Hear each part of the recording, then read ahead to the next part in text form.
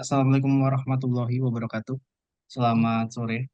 Yang terhormat Profesor Dr. Insinyur Suparno MSIA, yang terhormat Profesor Dr. Insinyur Budi Subakti Cipto Mulyono Meng MSI selaku dosen penguji, yang terhormat Ibu Dr. Insinyur Nini Fajar Puspita Meng, dan yang terhormat Dr. Insinyur Tatang Ahmad Taufik MSc IPU. Terima kasih telah meluangkan waktunya. Pada kesempatan kali ini, izinkan saya untuk menyampaikan proposal tesis saya yang berjudul Perbaikan Model Pemantauan Proyek menggunakan kombinasi Quality Function Deployment dan Lean Six Sigma. Sebelumnya izinkan saya memperkenalkan diri. Nama lengkap saya Muhammad Reski Prastiaji, biasa dipanggil Reski. Saya lahir di Jakarta 28 tahun yang lalu. Background pendidikan saya lulus dari Undip Teknik Mesin. Saat ini sedang mengampu kuliah di ITS di Manajemen Project. Saat ini juga saya sedang bekerja sebagai project engineer di PT Tripatra Engineer and Contractor. Selanjutnya adalah agenda presentasi kali ini, dimulai dari pendahuluan, lalu dilanjut kajian pustaka dan dasar teori dan metode penelitian. Perusahaan Tripatra merupakan perusahaan yang bergerak di bidang EDC, di mana mereka melakukan eksekusi suatu proyek, desain bangun, hingga commissioning dan juga startup. Dalam melakukan eksekusi suatu proyek, perusahaan Tripatra biasanya menggunakan eh, struktur organisasi seperti yang terlihat pada gambar di sebelah kiri, di mana dalam struktur ini terdapat beberapa divisi atau departemen yang saling berkoordinasi satu sama lain. Dalam mengerjakan suatu proyek, penting untuk dilakukannya suatu pemantauan proyek karena dalam suatu proyek, sistem klaim dalam suatu progres biasanya atau mostly itu bergantung dari kondisi suatu dokumen ya, project. Dokumen dibagi menjadi dua, ada dokumen deliverable atau biasa kita sebut applicable dokumen, dan ada dokumen VDoc atau dokumen vendor dokumen yang disiapkan oleh vendor. Deliverable kaitannya dengan klien dan kontraktor, approvalnya. Kalau VDoc dari vendor approval terhadap kontraktor dan klien. Saat ini sistem pemantauan yang digunakan oleh Tripatra masih bersifat manual menggunakan cloud-based Excel, seperti yang terlihat pada gambar di bawah. Di sini terlihat bahwa masih banyaknya potensi dalam melakukan sistem perbaikan model pemantauan, di mana banyaknya dokumen dengan sistem yang manual ini bisa menyebabkan potensi misunderstanding, miskomunikasi, maupun ada beberapa dokumen yang terlewat. Adapun kita sebagai pengguna sulit untuk mendapatkan posisi dokumen eh, atau keberadaan dokumen seperti apa. Berikut ini merupakan proses eksekusi desain basis, di mana suatu desain dimulai dari kontrak. Kontrak akan menyediakan spesifikasi project. Jadi spesifikasi akan dikembangkan menjadi dokumen yang diperlukan atau yang disebut applicable dokumen.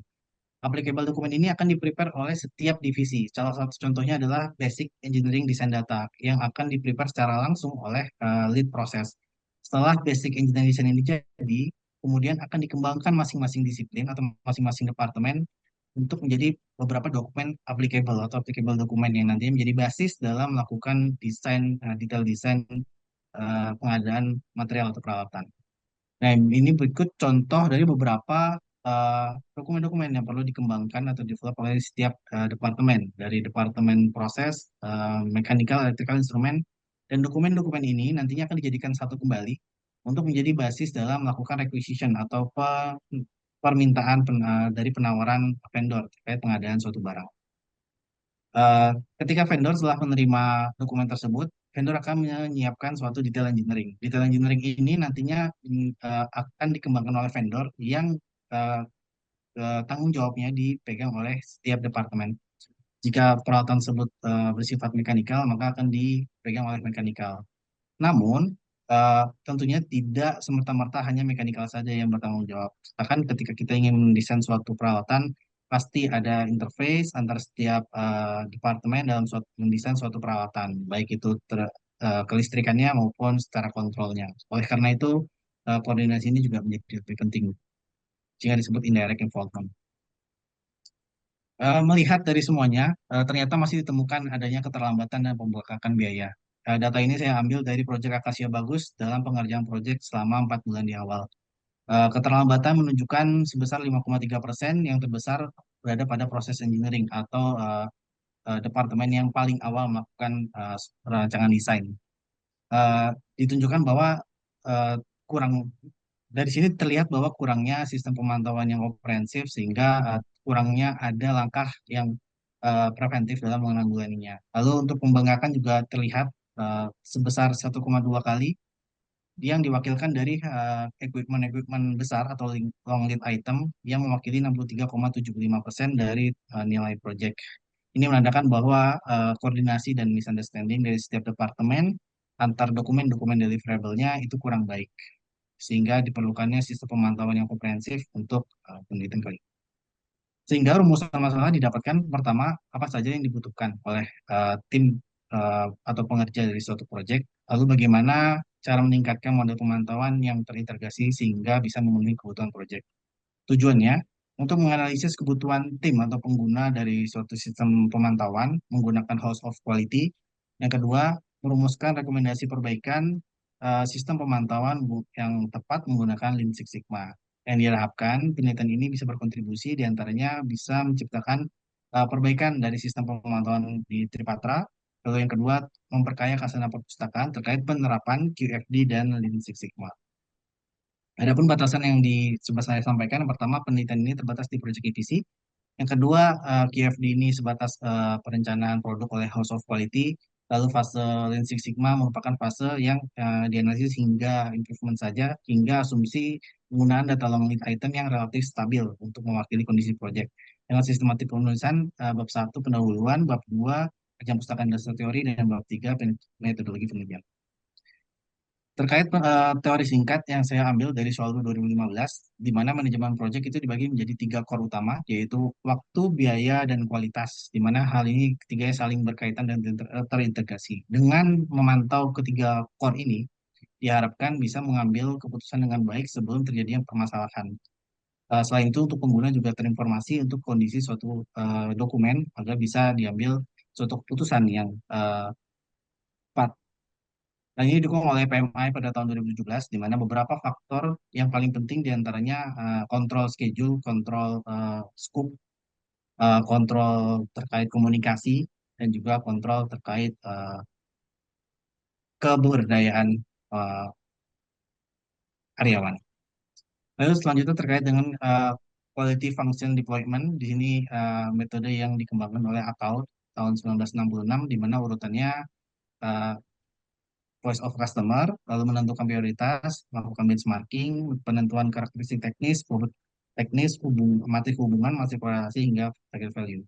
Metode ini akan mendapatkan respon teknis yang diharapkan bisa menjawab dari setiap kebutuhan dari setiap pengguna uh, sistem pemantauan. Lalu saya akan gunakan tiga parameter di matrik hubungan, kuat, sedang, dan lemah, yang diwakili oleh beberapa simbol dengan nilai 9, 3, dan 1, hingga korelasi untuk menentukan mana respon teknis yang saling mendukung ataupun saling melemahkan atau bahkan tidak berkorelasi sama sekali dengan logo silang plus dan kosong.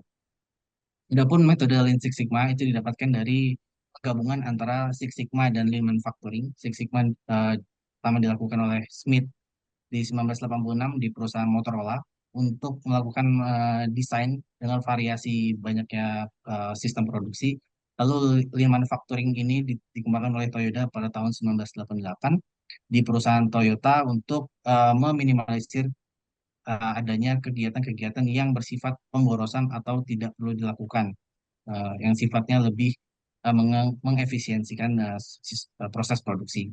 Dari sini didapatkan perspektif yang disampaikan juga oleh Tampu Bolon dan Purba pada tahun 2021, di mana eh, konsep lean, konsep lean atau lean manufacturing akan dimasukkan ke dalam eh, skema berpikir dari Six Sigma, yaitu define, measure, analyze, improvement, dan control, sehingga nantinya akan menciptakan Lean Six Sigma dengan tujuan untuk mengefisiensikan suatu proses dengan konsep berpikir desain.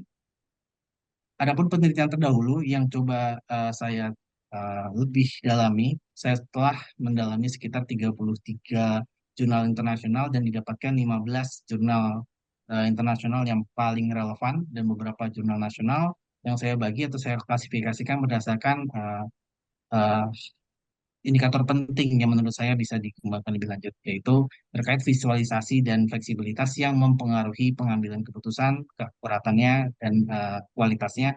Lalu terkait dengan evaluasi penggunaan QFD itu sendiri, kombinasi QFD terhadap beberapa metode lainnya, lalu penggunaan QFD terhadap relevansi saat ini dengan Internet of Things, maupun pengembangan model yang biasanya dilakukan oleh sistem QFD. Metode penelitian saya gunakan kerangka berpikir dari Lean Six Sigma ya, yang disampaikan warna orange ini terkait fase define, yang kuning ini measure, lalu lanjut ke analyze di warna ungu, nilai ini menandakan improve dan kontrol yang sebenarnya hanya memasukkan parameter yang sudah ditentukan menjadi kuesioner. Nah, sebelum ini berjalan, tentunya sudah dilakukan voice of customer atau VOC dalam proses define, di mana ini sudah dilakukan pada saat mengambil wawancara. Di sini akan dilakukan wawancara dan penentuan kebutuhan dari pengguna. Setelahnya akan masuk ke dalam fase measure untuk membuat suatu hold of quality, di mana akan menggunakan skala Likert dalam penentuan kepentingan dan dilakukan pembobotan dalam menentukan besarnya keperluan dari setiap pendapat.